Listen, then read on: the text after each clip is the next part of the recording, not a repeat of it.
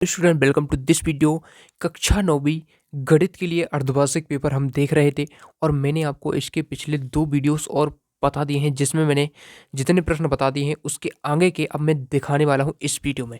ठीक है, आगे की सॉल्व करेंगे। ठीक है, कक्षा 9वीं गणित अर्धवार्षिक पेपर सॉल्यूशन का ये पार्ट 3 होने वाला है। ठीक है, पार्ट 3, पार्ट 1 और 2 का डिस्क्रिप्शन में लिंक मिल जाएगा। ठीक है, एंड स्क्रीन में भी लास्ट में भी आपको वीडियो दिख जाएंगे। ठीक है, उसके थ्रू आप देख सकते हैं। सही विकल्प का चयन कीजिए।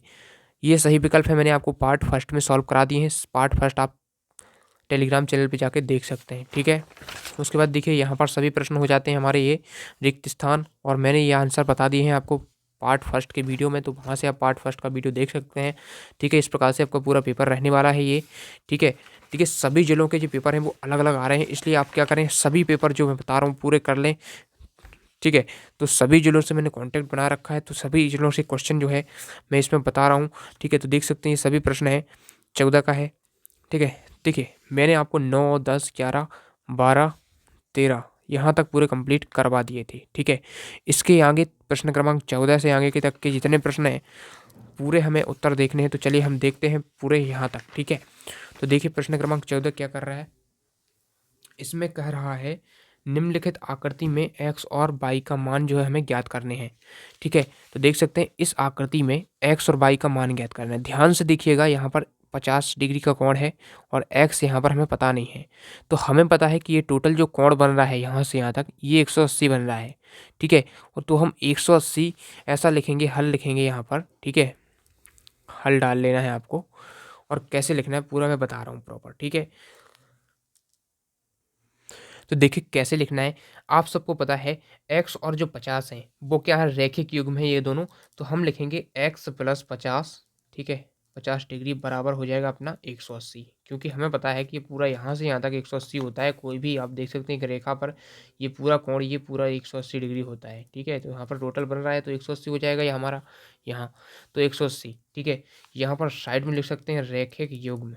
ठीक है, रैखिक युग्म आपको लिख देना है।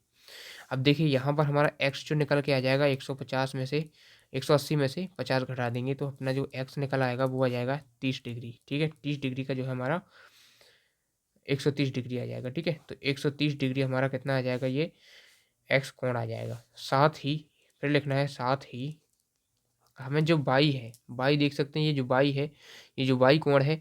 अब हमें चूंकि 50 पता चल गया कि ये तो 50 मतलब ये पूरा हमारा 130, ये x वाला 130 है। तो देखिए ये जो कोण है यहाँ का और ये जो कोण है ये दोनों क्या है, ये शीर्षाभिमुख कोण है, तो इसलिए x का जो मान होगा वही बाई का मान होगा। ठीक है, तो यहाँ पर साथ ही लिख देंगे बाई बराबर कितना होगा 130 हो जाएगा, क्योंकि ये दोनों क्या है, एक्स और वाई क्या है, ये एक्स और ये वाई ये शीर्षाभिमुख कोण है। तो शीर्षाभिमुख कोण जो है एक से होते हैं। ठीक है, शीर्षाभिमुख कोण। ठीक है ना, ऐसे ही आपको करना है। अब ये तो हमारे हो गए, तो इसलिए कोण एक्स जो हो जाएगा बराबर हो जाएगा कोण वाई के। ठीक है, तो ये हमने लिख दिया। ठीक है, तो इस प्रकार से आप कर सकते हैं। ठीक है, एक्स और वाई के मान निकाल सकते हैं। तो एक्स कितना हो जाएगा हमारा, एक बार और लिख दीजिए, कोण एक्स बराबर हो जाएगा हमारा 130 डिग्री और कोण बाई बराबर हो जाएगा हमारा 130 डिग्री, दोनों ही बराबर हैं, ये आंसर हमारे हो जाएंगे। ठीक है, तो यही हमें दर्शाना है।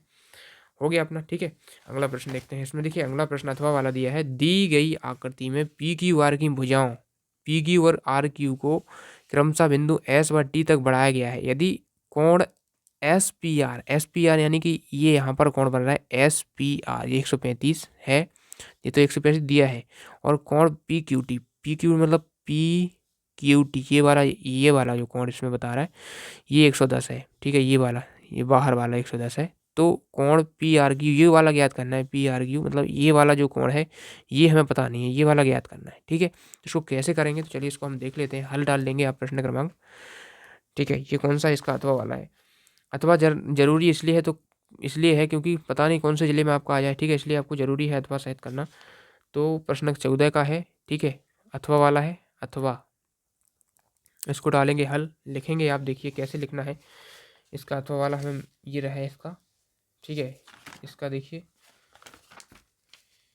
हाँ देखिए यहाँ पर आप लिखेंगे, पहले तो आपको लिखना है ये कि हमें क्या क्या दिया है। ठीक है, हमें पहले ये दिया है, हल लिखेंगे यहाँ पर। ठीक है, हल लिखेंगे और फिर देखिए यहाँ पर इस आकृति में आपको देखते चलना है कोण QPR, कोण QPR देखिए QPR, ठीक है, ये क्या है हमारा, ठीक है, ये QPR लिखेंगे QPR ये वाला इतना, ठीक है, QPR प्लस में कोण SRP बराबर है 180, ठीक है, क्योंकि देखिए QPR और SRP है, ये टोटल मिलकर यहाँ से यहाँ तक बना रहा है और यहाँ से यहाँ तक कितना होता है पूरा, किसी भी रेखा पर आप ऐसा कोण खींचिए 180 होता है, ठीक है, तो इसलिए 180 है।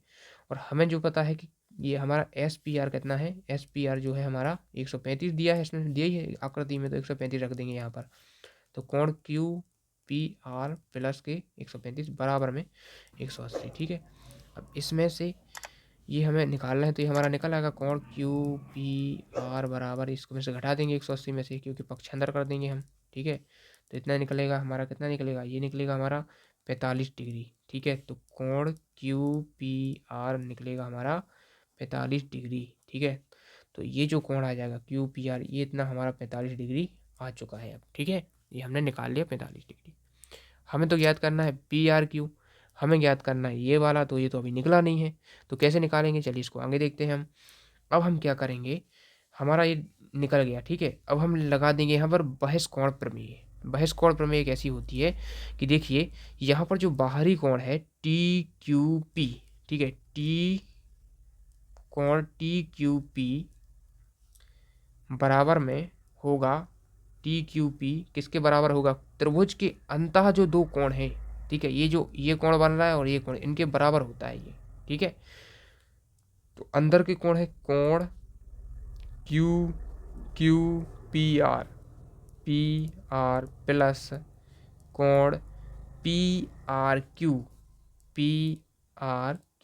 ठीक है ना। तो ये तो हमें पता है कि कितना है, ये हमने निकाल लिया, 45 आया था हमारा, तो इतना हम इसकी जगह पर 45 लिख देंगे, प्लस में कोण PRQ लिख देंगे, क्योंकि ये हमें अभी पता नहीं है कि कितना है ये थीटा, ठीक है। तो अब हमें क्या करना है, तो हमें ये तो पता है TQP, ये देखिए TQP तो हमारा दिया है 110 है, ठीक है, तो 110 यहाँ पर रख देंगे। अब ये कैसे हो गया, ये ऐसे हो गया, ये बहस कोण प्रमेय होती है, ठीक है, बहस कोण प्रमेय होती है कि इसके जो बाहर के जो कोण हैं बहस कोण प्रमेय से, ठीक है, यहाँ पर लिख देना है आपको, क्योंकि ये जो बाहर के जो कोण हैं, मतलब ये बाहर का जो कोण है 110 किन के बराबर होगा, अंदर वाले ये दोनों कोण के बराबर होता है, जोड़ के बराबर होता है, तो जोड़ हमने कर दिया है। अब 145 में से 110 को घटा देंगे इस तरफ ला के, तो हमारा जो कोण PRQ है जो है निकाल आएगा, यही हमें निकालना था, और जो है आंसर हमारा 65 डिग्री आंसर हो जाएगा, क्योंकि इसमें से घटाएंगे तो 65 ही बचेगा ना, PRQ, ठीक है। ये देख लीजिए यहाँ पर PRQ 65 आ गया आपका, ठीक है, ये आपका आंसर हो गया, यही हमें निकालना था, ठीक है, क्योंकि देख सकते हैं यहाँ पर हमें निकालना था ना PRQ ज्ञात कीजिए, ठीक है। अब प्रश्न 15 देखते हैं। प्रश्न 15 पूछ रहा है त्रिभुज ABC में कोण A समद्विभाजक AD भुजा BC पर लंब है, दर्शाइए कि AB बराबर AC है। 2 नंबर का प्रश्न है, चलिए इसको भी हम देख लेते हैं, ठीक है, ये हमें मिल जाएगा, देखिए प्रश्न क्रमांक 15 है, और इसका देखिए आंसर मैं आपको देखिए इस गाइड में दिखा देता हूँ, क्योंकि इसको इस प्रकार से लिखना रहेगा, ठीक है, इस प्रकार से लिखना है, त्रिभुज ABC तथा ABCD में DB बराबर DC है, DB DC के बराबर है, तो कोण ADB और ADC ये तो बराबर होंगे ही, क्योंकि 90 डिग्री है, और फिर प्रत्येक 90 है, AD बराबर AD और AD बराबर तो AD है ही, उसमें कोई दिक्कत नहीं है, वनिष्ठ है। ऐसे सर्वांगक्षमता नियम से लगा देंगे, उस प्रकार से यहाँ हमें दर्शाना था वो दर्शा देंगे, ठीक है। चलिए अगला देखते हैं, दर्शाइए कि समबाहु त्रिभुज का प्रत्येक कोण 60 डिग्री का होता है, तो इसका दर्शा सकते हैं इस प्रकार से, देखिए ये आपका आंसर कर लेंगे आप, ठीक है। चलिए हम देखते हैं अगला प्रश्न है, थोड़ा हमें जल्दी जल्दी करना होगा, नहीं तो पूरा हो नहीं पाएगा इसमें, ठीक है। 16 प्रश्न देखिए, चतुर्भुज के कोण 3:5:9:13 के अनुपात में है, चतुर्भुज के सभी कोण ज्ञात करना है, तो इसको कैसे करेंगे, देखिए इसका आंसर हम देख लेते हैं। प्रश्न क्रमांक 16 है, ठीक है, और इसको हम बहुत ही आसानी से कर सकते हैं, क्योंकि हमें सभी कोणों का यदि पता है, देख सकते हैं कि माना कि कोण क्या हो जाएगा, अनुपात में है तो हम 3 एक्स अंश मान लेंगे, 5 एक्स अंश, 9 एक्स अंश और 13 एक्स, सबको जोड़ देंगे, ठीक है। और चतुर्भुज के कोणों का योग होता है 360, सबको जोड़ने के बाद आएगा 30 एक्स बराबर 360, अब 30 का भाग देंगे 360 में, तो अपना 12 जो है एक्स का मान निकल आएगा, और हमें निकालने सभी कोण, तो 12 का गुणा हम करेंगे 3 में, मतलब 3 एक्स था ना ये, तो 3 एक्स था, क्योंकि हमने अभी माने थे, जो कोण माने थे वो कितने माने थे, 3x माना था एक, ठीक है, और 5x माना था, ठीक है, और 9x माना था और 13x माना था। तो x की जगह पर जो हमारा 12 आया है वही हम रखते जाएंगे। तो 3 × 12, तो ये 36 हो जाएगा आंसर एक। तो 5 × 12 मतलब 12×5 = 60 हो जाएगा। 9 × 12, ठीक है, तो 108 हो जाएगा। ठीक है, इस प्रकार से करते जाना है आपको, ठीक है। और फिर ये हमारा अंतिम है 13 × 12, तो ये हो जाएगा हमारा 156। ठीक है, तो ये सभी कोण आपके आंसर हो जाएंगे और इसमें आप इस प्रकार से लिख सकते हैं। ठीक है, चलिए देखते हैं अगला प्रश्न देखते हैं। यदि किसी समांतर चतुर्भुज के विकर्ण बराबर हो तो दर्शाइए कि वह एक आयत है। तो यदि किसी समांतर, ये वाला क्वेश्चन यहाँ से आपको लिखना है, इसका आंसर इतना लिख लेंगे, फिर आपको इतना करना है यहाँ से। ठीक है, यदि नहीं बन रहा है तो इसको छोड़ दीजिए, केवल एक ही कर लीजिए आप, ये वाला। ठीक है, उसके बाद देखिए किसी संख्या को, प्रश्न 17 है, किसी संख्या को 12 से भाग देने पर 24 भागफल 24 और शेषफल 2 है, तो संख्या बताइए। तो हमें पता है, हम देखिए हल 17 करते हैं, 17 वाला। ठीक है, किसी संख्या को 12 से भाग देने पर, कोई संख्या है, मान लो वो संख्या x है, हमने 12 से भाग दिया, ठीक है, उसमें तो 24 आ गया भागफल, और जो शेषफल हमारा जो कुछ आया वो 2 आया। ठीक है, तो हमें वो संख्या मतलब x को ज्ञात करना है, मतलब भाजक हमें ज्ञात करना है, भाज्य हमें ज्ञात करना है, ये भाज्य होता है। ठीक है, ये होता है भागफल, ठीक है, और ये होता है भाजक। ठीक है, हम सूत्र लगा देंगे, भाज्य बराबर भाजक गुणा भागफल प्लस शेषफल। ठीक है, तो भाजक कितना है हमारा, भाजक हमारा कितना है, भाजक हमें पता नहीं है। अच्छा, पता है ना, 12 है, 12 है। भागफल अपना 24 दिया है, उसमें दिया ही है, और शेषफल भी 2 दिया है अपना। ठीक है, तो 2, इसका गुणा करेंगे, 12 चौके 48, ठीक है, 4 कैरी में आ जाएगा, 12 दूनी 24 और 4 25 26 27 28, ठीक है, प्लस 2, 2 8 और 2 10 का 0 आ जाएगा, 1 290 आपका आ जाएगा आंसर। ठीक है, तो किसी संख्या को 12 से भाग देने पर 24 भागफल आएगा और 2 शेषफल आएगा। आप देख सकते हैं, 290 में आप 12 का भाग देंगे तो 12 दूनी 24 आ जाएगा, 9 में से 4 गया 5, और 12 चौके 48, फिर आपका 2 शेषफल रहेगा जाएगा। तो इस प्रकार से 290 आपका आंसर हो जाएगा। ठीक है, तो इतना आपको लिखना है इसमें। इसका अथवा वाला देख लेते हैं।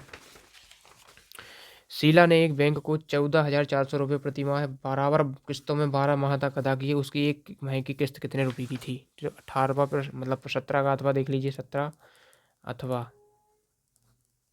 देखिए, एक बैंक को 14,400 उसने प्रति माह दिए। ठीक है, तो एक किस्त की कीमत बतानी है। एक किस्त की कीमत कितनी हो जाएगी, 14,400 बटे कर देना है अपन को 12 है, तो हमारी एक किस्त निकल आएगी। 12 से भाग देंगे तो 12, क्योंकि 144 का वर्ग होता है, इसलिए 2 जीरो बराबर, मतलब 1200 की उसने एक किस्त दी थी। ठीक है, तो इसके आंसर हमारा 1200 हो जाएगा। इस प्रकार से करना है। ठीक है, अगला प्रश्न देख लेते हैं, 18वां है। 3/5 4/5 के बीच 3 परिमेय संख्या ज्ञात करना है। तो चलिए, इसका सिंपल सा है, बहुत ही सिंपल है, ये बहुत ज़्यादा पूछा जाता है। ठीक है, चलिए इसको हम सॉल्व कर लेते हैं। प्रश्न क्रमांक 18 है। ठीक है, 18 का हल लिखेंगे आप। 3/5 और 4/5 के बीच 3 परिमेय संख्या निकालनी है हमें। ठीक है, 3/5 और 4/5 के बीच 3 परिमेय संख्याएं।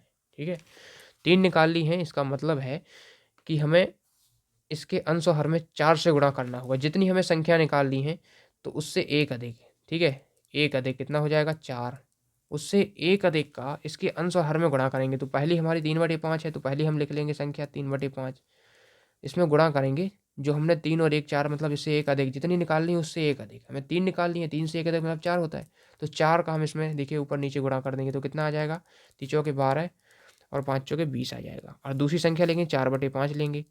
इसमें भी हमें 4 से ऊपर नीचे गुणा कर देना है आंसर में, तो 4 चौके 16 आ जाएगा और 4 पंचे 20 आ जाएगा। अब हमारे जो 12/20 16/20 है, इनके बीच हम आसानी से निकाल सकते हैं।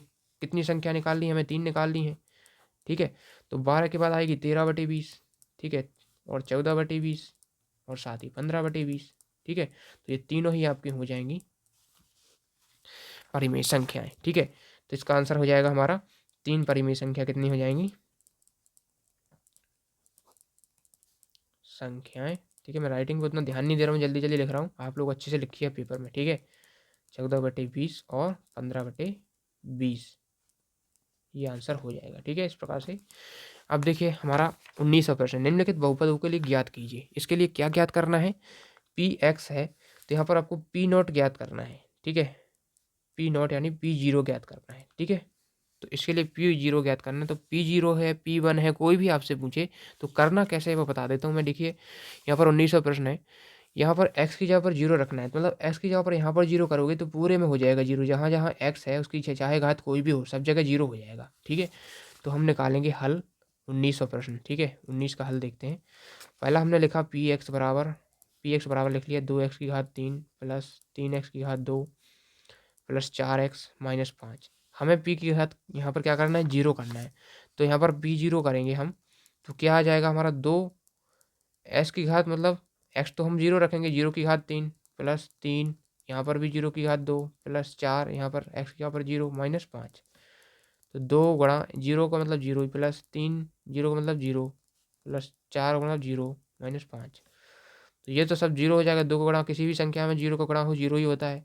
ठीक है, केवल -5 बचा हमारा, तो -5 आंसर इसका हो जाएगा पी नॉट का, पहले वाले का। ठीक है, इसी प्रकार से दूसरा और तीसरा आप स्वयं कर लीजिएगा क्योंकि आपसे बन जाएंगे। ठीक है, अगला देखिए इसका अथवा है, पी एक्स आपको दिया है 3x की घात 4 माइनस 4x की घात 3 माइनस 3x माइनस 1 को x माइनस 1 से भाग देने पर शेषफल ज्ञात करना है। ठीक है, तो 19वां देख लीजिए, प्रश्न 19 है, इसको कैसे हल करना है, 3x की घात 4 लिखेंगे, माइनस 4x की घात 3 लिखेंगे, -3x लिखेंगे, -1 लिखेंगे, भाग दे देंगे अपन x माइनस 1 से।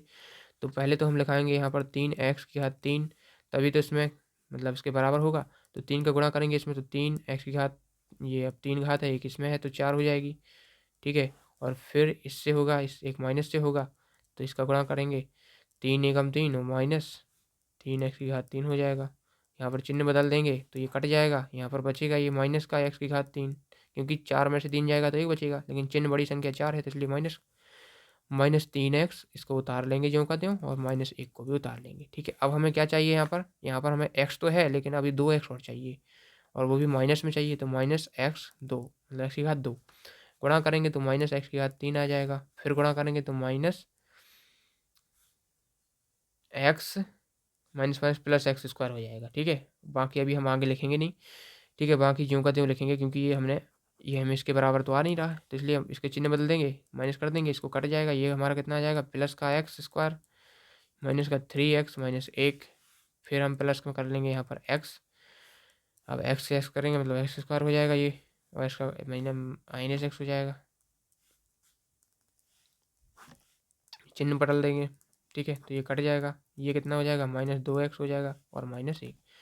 तो इस प्रकार से टोटल हमारा आंसर हो जाएगा। यदि अपन और ले लें, 1 को ले लें, ठीक है, अच्छा 2 को ले लेते हैं, और वो भी माइनस का लेना पड़ेगा हमें। ठीक है, तो माइनस का 2 ले लिया हमने, 2 से इसमें होगा तो -2x और माइनस माइनस प्लस का हो जाएगा ये। ठीक है, और 2, तो ये चिन्ह बदल देंगे, कट जाएगा। ठीक है, ये माइनस माइनस 3, तो -3 जो है इसका शेषफल आएगा। ठीक है, यहाँ पर देख सकते हैं, अरे आपको दिखाई नहीं होगा, कोई दिक्कत नहीं, यहाँ से आप पूरा देख लीजिए, -3 जो है इसका शेषफल आ जाएगा। ठीक है, ये हमारा आंसर हो जाएगा -3। चलिए अगला प्रश्न देखते हैं, 16 की घात 3/4 का मान ज्ञात करना है। ठीक है, तो 20वां प्रश्न देख लेते हैं, बहुत ही सिंपल सा है। ठीक है, ये सभी प्रश्न हैं, छोटे छोटे हैं लेकिन पूछे जाते हैं। ठीक है, 16वां प्रश्न है, 16 की मतलब 20वां प्रश्न है, प्रश्न 20। ठीक है, मैं आपको कंप्लीट करा रहा हूँ, काफ़ी ज़्यादा वीडियो लंबा हो चुका है, फिर भी मैं जानता हूँ कि आप लोगों के लिए बहुत ज़रूरी है, इसलिए मैं पूरा करा रहा हूँ। और रात के अभी कम से कम 11 बज चुके हैं, मैं सॉल्व कर रहा हूँ आपके लिए, इसलिए वीडियो को लाइक कर दीजिए, चैनल पर नए हैं तो सब्सक्राइब जरूर कर देना। ठीक है, देख सकते हैं 16 की घात 3/4 है, मतलब ठीक है, तो 16 को हम कैसे लिख सकते हैं, 2 की घात 4 के रूप में लिख सकते हैं, क्योंकि 16 के गुणनखंड करते हैं तो 2 8 16, 2 चौके 8, 2 दूनी 4, 2 एकम 2, तो 2 की घात 4 आ गया ना। और उसके ऊपर है हमारी 3/4। ठीक है, तो 2 की घात 4, अब देखिए गुणा हो जाएगा इनका 3/4, अब जो 4 से 4 कट जाएगा, 2 की घात केवल 3 ही बचेगी। ठीक है, तो 2 दूनी 4 दूनी 8, तो 8 आंसर हो जाएगा। ठीक है, तो 20वां इस प्रकार से कर सकते हैं। प्रश्न 20 का अथवा देख लेते हैं। अथवा कह रहा है कि 125 की घात 1/3 है, तो 125 को हम कैसे लिख सकते हैं, 5 × 5 × 5, 5 25 5 125, तो 5 की घात 3 लिख सकते हैं। इसके ऊपर 1/3 है, फिर वही प्रोसेस है, बस 3 का गुणा करने कट जाएगा, 5 आंसर आ जाएगा। ठीक है, इस प्रकार से करना है। अब देखिए 576 किताबों को डिब्बों में पैक करना है। अगर एक डिब्बे में 24 किताबें आती हैं तो कितने डिब्बों की ज़रूरत होगी? तो क्या करना है प्रश्न 21 में? सिंपल सा आप लोग स्वयं भी कर सकते हैं, कोई दिक्कत नहीं है। 21 है, आपको 576 में भाग देना है 21 का, ठीक है। 21 2 42 21 63, तो 2 बार जाएगा, ठीक है। 5 यहाँ पर 1 बचेगा। अब बस यहाँ पर गुणा कर दीजिए। 8 6 बार करेंगे, 6 गम 6, 6 दूनी 12, ठीक है। 7 एकम अच्छा 7 बार भी चलेगा। 8 एकम 8 8 दूनी 16 ज़्यादा हो जाएगा, या 7 बार चले जाएगा, ठीक है। अच्छा 24 है, मैंने 21 कर दिया, चलिए फिर से कर लेते हैं। यहाँ पर 24 है ना, मैंने 21 कर दिया, गलती होगी। 24 है, ठीक है। तो 576 भागे 24 करना है हमें, ठीक है। तो 24 दूनी 48 होते हैं, 24 3 72 होते हैं, तो 2 बार चले जाएगा, ठीक है। 17 में से 8 जाएगी 9, हंसल आएगी, कुछ नहीं बचेगा। 24 चौके 96 हो जाएगा, ठीक है। तो हमारा 24 आ जाएगा। हमें कितने डब्बों की ज़रूरत होगी? 24 डब्बे, ठीक है। तो 24 डब्बे, इस प्रकार से आंसर इसका हो जाएगा, ठीक है। अगला प्रश्न देखते हैं। राम को 9वीं की वार्षिक परीक्षा में 600 में से 480 प्राप्त हुए, तो उसके कितने प्रतिशत बने?